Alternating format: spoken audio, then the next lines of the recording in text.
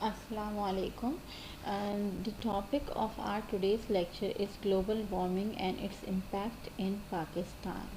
जी, global warming एक ऐसा phenomena है जो ऑल ओवर द वर्ल्ड बहुत ज़्यादा डिस्कस किया जा रहा है। और अब जो है वर्ल्ड वॉर्स जो है कहा जाता है वो ग्लोबल वार्मिंग की वजह से होंगी, क्योंकि ग्लोबल वार्मिंग से स्टेट्स को बहुत नुकसान हो रहा है। और आप देखें पैंडमिक के होने की वजह से जो है ग्लोबल वार्मिंग काफ़ी लेसन हुई है और environmental conditions all over the world बहुत इम्प्रूव हुई हैं। Now let's talk about what is global warming first. Global warming and greenhouse effect. Definition. The greenhouse effect is a natural process by which the earth retains some of the energy of the sun rays and utilizes it to warm it enough to sustain life on it.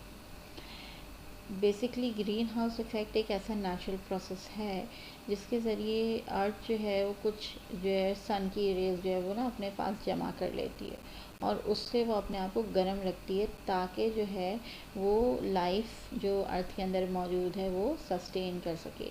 ज़ाहिर है अगर बहुत ज़्यादा ठंड हो जाएगी और sun rays जो है वो अर्थ अपने पास जमा नहीं रख पाएगी तो हम जो है वो वर्ल्ड के अंदर सरवाइव नहीं कर सकते।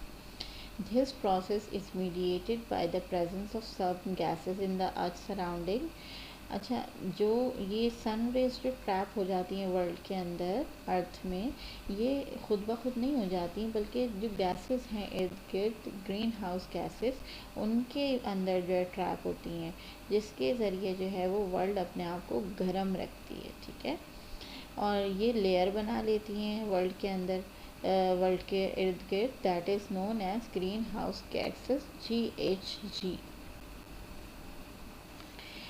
अच्छा, ग्रीन हाउस के इफ़ेक्ट्स जो हैं वो क्या हैं ग्लोबल वार्मिंग पे। The term global warming and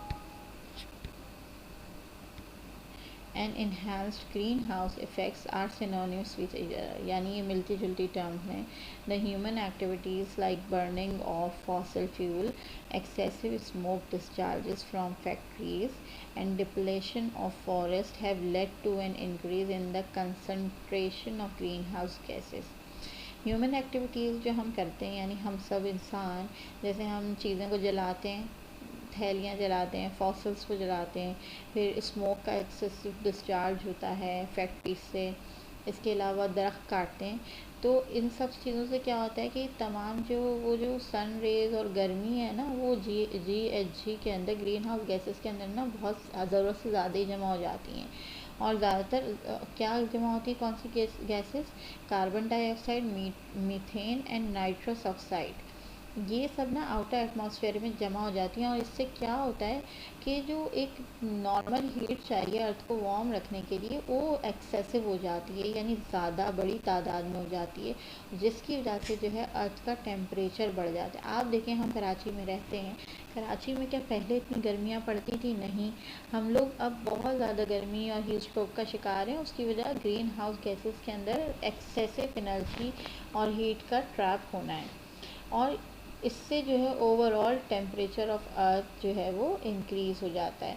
and this increase in temperature because of green house gases and because of all the pollution, this increase in temperature is known as global warming। यानी globally world जो है warm हो रही है, extra warm हो रही है। ठीक है,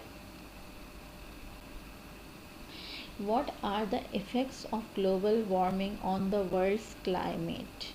वर्ल्ड के क्लाइमेट पे ग्लोबल वार्मिंग इफ़ेक्ट्स क्या हैं उसके बारे में हम डिस्कस करते हैं। जी, global warming has emerged as one of the biggest threat to our planet. यानी ये बहुत बड़ा ख़तरा है हमारे प्लानट के लिए। ज़ाहिर है कि अगर हद से ज़्यादा जो है वो टेम्परेचर इंक्रीज़ हो जाएगा तो हमारे लिए सरवाइव करना आसान नहीं है। और बहुत सारे प्लैनेट्स पे लाइफ हमें क्यों नहीं नज़र आती, क्योंकि बहुत सारे प्लैनेट्स में टेम्परेचर बहुत ज़्यादा है। सन के पर क्यों लाइट, वैसे तो वो स्टार है मगर वहाँ कोई लिविंग बीइंग क्यों नहीं है, क्योंकि इट हैज़, उसका टेम्परेचर जो है वो नाकाबिले बर्दाश्त है।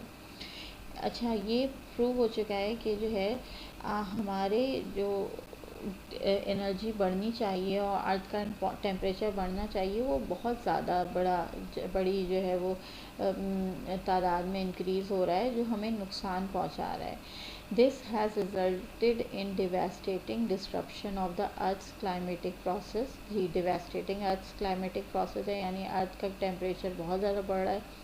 इससे क्या हो रहा है, बहुत ज़्यादा सैलाब आ रहे हैं, लीडिंग टू फ्लड्स, फेमन्स, यानी फेमाइन जो है उसका शिकार है, यानी कहत साली का, ड्रॉट्स पानी की कमी है, साइक्लोन्स, यानी जो है वो समंदर के अंदर जो बड़े बड़े साइक्लोन आ जाते हैं वो भी ग्लोबल वार्मिंग की वजह से आ रहे हैं, और बहुत सारे और भी नेचुरल डिज़ास्टर जो है वो अर्थ का टेम्परेचर इंक्रीज़ होने की वजह से जो है वो बढ़ गए हैं, और हम अब उसको झेल रहे हैं और उससे परेशान हो रहे हैं।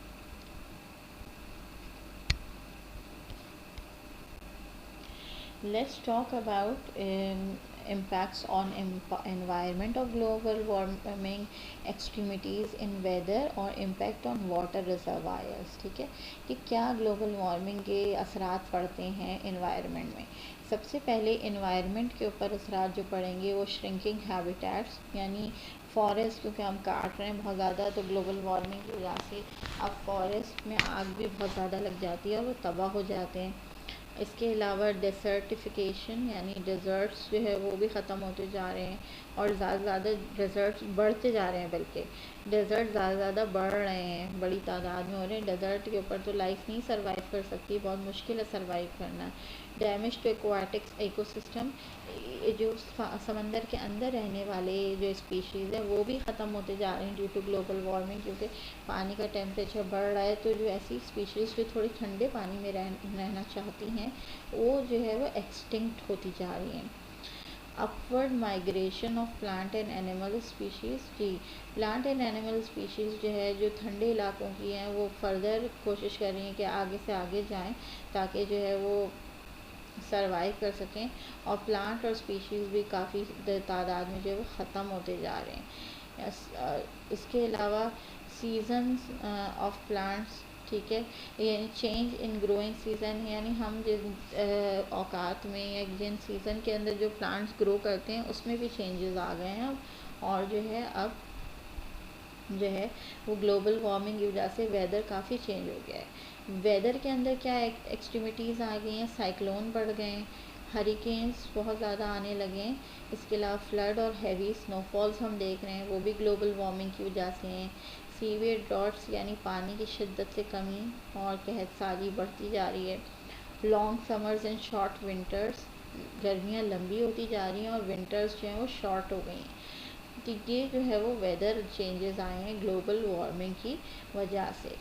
इम्पैक्ट ऑन वाटर रिजर्वायर, जो पानी की हमारे रिजर्व्स थे उनके ऊपर क्या इम्पैक्ट पड़ा, क्योंकि सबसे ज़्यादा नेसेसरी, और कहा जाता है थर्ड जो जंग होगी वो वाटर के ऊपर ही होगी, थर्ड वर्ल्ड वॉर। ठीक है, मेल्टिंग ऑफ ग्लेशियर्स, बहुत ज़्यादा ग्लेशियर बड़ी तादाद में पिघल रहे हैं। अच्छा, वो पिघल तो रहे हैं, पानी भी आ रहा है, मगर वो पिघल रहे हैं तो वो दोबारा से जम नहीं रहे, तो इसका मतलब ये कि फ्यूचर में पानी की कमी हो जाएगी।